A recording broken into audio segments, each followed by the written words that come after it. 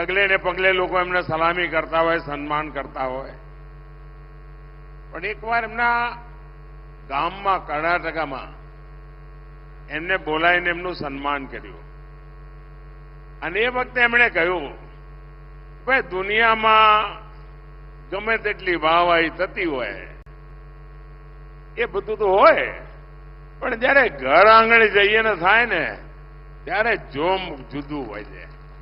આજે હું અનુભવ કરું છું, ગઈકાલથી હું આવ્યો છું, જે રીતે ગુજરાત આખું ઓવારણા લઈ રહ્યું છે, ગુજરાત જે રીતે પ્રેમ વરસાવી રહ્યું છે, ભાઈઓ બહેનો,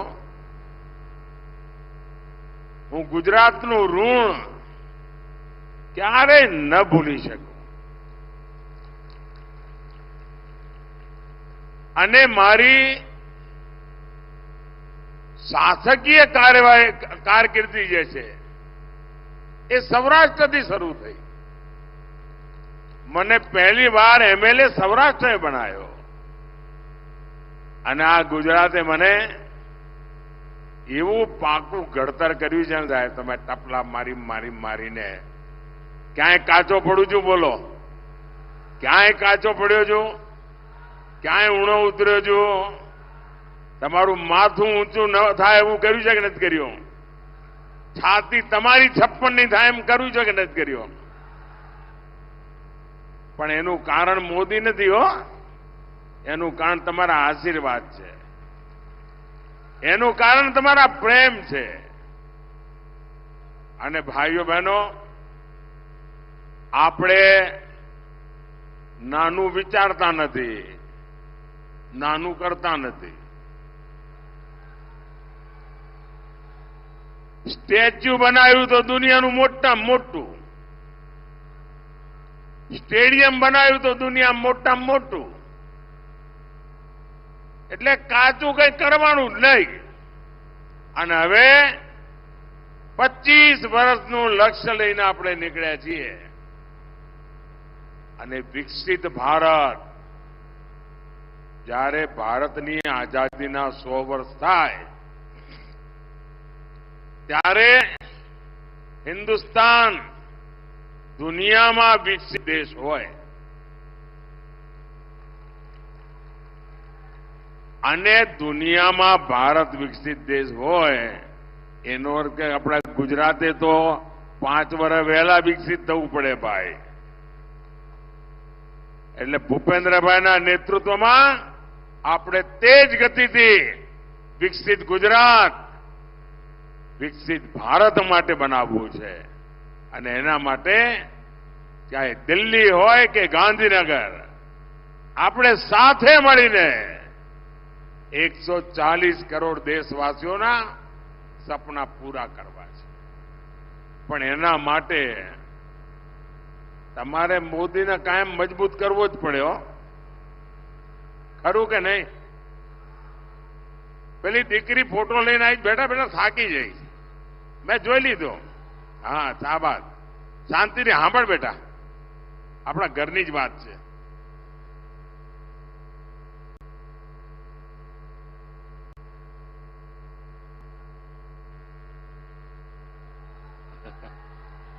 જોઈ લીધો બેટા, ફોટો જોઈ લીધો, જોઈ લીધો. થેન્ક યુ, સરસ બનાવ્યો છે બેટા. વિકસિત ભારત બનાવવું હોય, વિકસિત ગુજરાત બનાવવું હોય અને તમારો ઘરનો દીકરો દિલ્હીમાં બેઠો હોય તો એને મજબૂત કરવાની જવાબદારી ઘરવાળાઓની ખરી કે નહીં ભાઈ? તમે મારા બધા પરિવારજનોની ખરી કે નહીં? હવે 26 તમે આપો એ તો બરાબર છે ભાઈ, તમે 14 આપી ને 19 આપી, પણ આ વખતે તો મારે કંઈક વધારે જોઈએ છે. આપશો? જરા હાથ ઉપર કરીને કહો આપશો. પણ એના માટે મહેનત કરવી પડે હો. આ 7મી તારીખ સુધી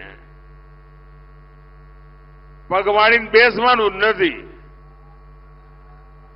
અને મારે તમારી પાસેથી 2 ચીજ જોઈએ. આપશો? હજુ મેં કહ્યું નથી ને તમે તો હા પાડી દીધી. ભારે વિશ્વાસ છે તમારો મારા ઉપર. એક, મતદાનના જેટલા પણ રેકોર્ડ હોય તમારા ગામમાં, તમારા બૂથમાં, એ બધા રેકોર્ડ તૂટવા જોઈએ અને એના કરતા વધારે મતદાન થવું જોઈએ. કરશો? કરશો? પણ એનો એક રસ્તો બતાવું. કરવું હોય તો કેવી રીતે કરાય? 10 વાગે પહેલા દરેક બૂથમાં 25 લોકો અથવા 30 મતદારો થાળી વગાડતા વગાડતા, ગીત ગાતા ગાતા, જેમ પ્રભાતિયા ગાય ને એવી રીતે મતદાન મથકે જાય. આખા બૂથમાં લોકશાહીનો ઉત્સવ ઉજવાય અને 10 વાગ્યા સુધીમાં આવા 30 સરઘસ નીકળે. ઓછામાં ઓછા 30 સરઘસ, દરેકમાં 30 મતદાર, અને જઈને આપણે મત આપીએ તો તમે જોઈ લેજો બાપુડી,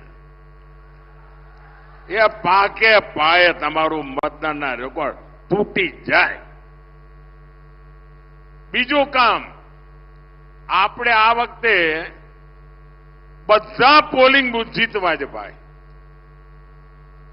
એકે પોલિંગ બૂથ હારવાનું જ નહીં.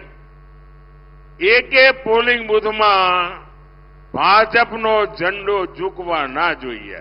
મંજૂર? કરશો બધા? હોય 100%? આમ તો મને ગુજરાત ઉપર એવો ભરોસો ભાઈ, એ પાછી પાની કરે જ नहीं. साथियों, जब मैं गुजरात में था, आपकी सेवा में जुटा था, तब हमेशा आपके पास आकर के मैं गुजरात में क्या कर रहा हूं, सरकार क्या काम कर रही है, कैसे कर रही है, उसका रिपोर्ट कार्ड मैं हमेशा देता था. और वो आदत अभी भी गई नहीं है. और आज आपका ये बेटा, गुजरात का संतान, आपका सामने अपना 10 साल का रिपोर्ट कार्ड देने के लिए गुजरात आया है.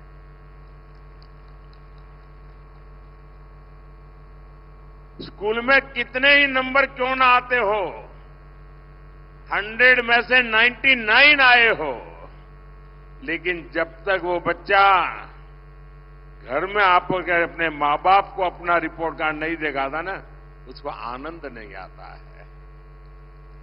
तो मैं भी, जिन्होंने मुझे जन्म दिया, जिन्होंने मुझे जीवन दिया,